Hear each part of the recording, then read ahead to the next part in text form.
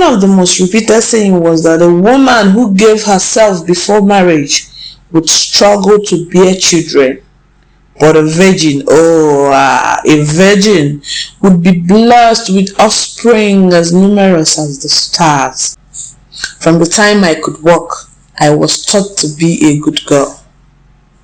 I kept my eyes lowered, spoke only when spoken to, and guarded my virginity like a treasure locked away. My mother wore her pride like a badge at the stream. I can still hear her voice ringing out over the splashing water. My Uju is a pure girl, the kind of wife every man prays for. When her time comes, she will fill her husband's house with sons. I believed her. I believed everything. My friend Amara, she was different. She was fire where I was calm. She danced at moonlight plays, laughed too loud, and loved too boldly. Rumors had it she had removed pregnancies before she turned 20. Mothers warned their daughters about her. Elders shook their heads. Yet, despite our differences, we grew up side by side, bound by age, but divided by choices. And finally, my time came. I married Chibuzo, a well-respected trader who brought electronics from Lagos. Our wedding was grand. The church choir sang as if angels had descended. Elders prayed long and hard for us, calling forth blessings of sons and daughters. That night, lying beside Chibuzo for the first time, I felt the weight of their prayers pressing on my young shoulders. Amara married Okeke, a humble palm wine tapper.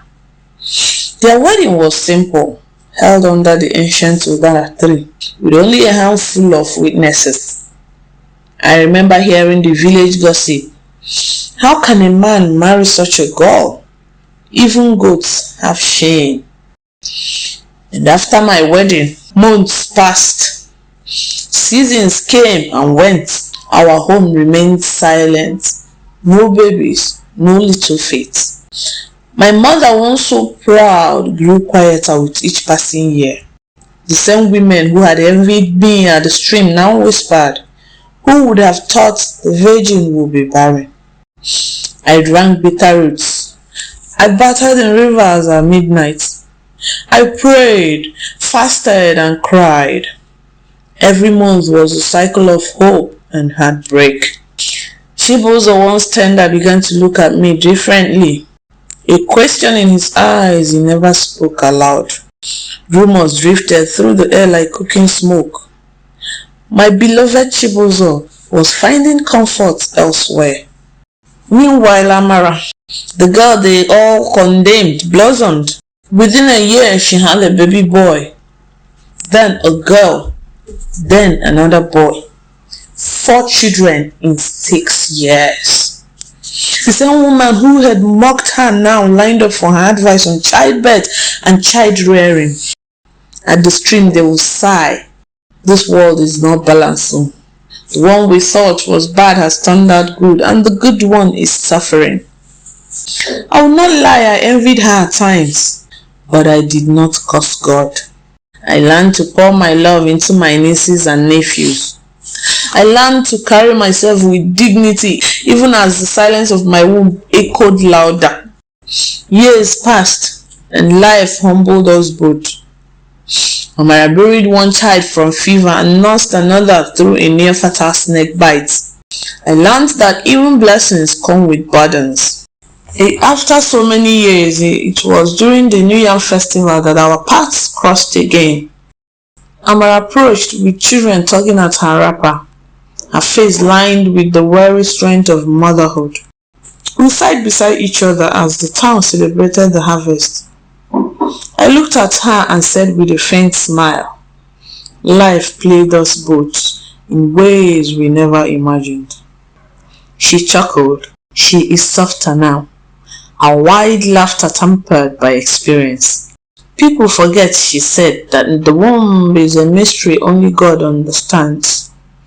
Virginity or not, abortion or not, what will be, will be. In that moment, I felt no bitterness, no resentment, just understanding. We had both walked different paths but had arrived at the same truth. Life defies the neat parables of Eziama.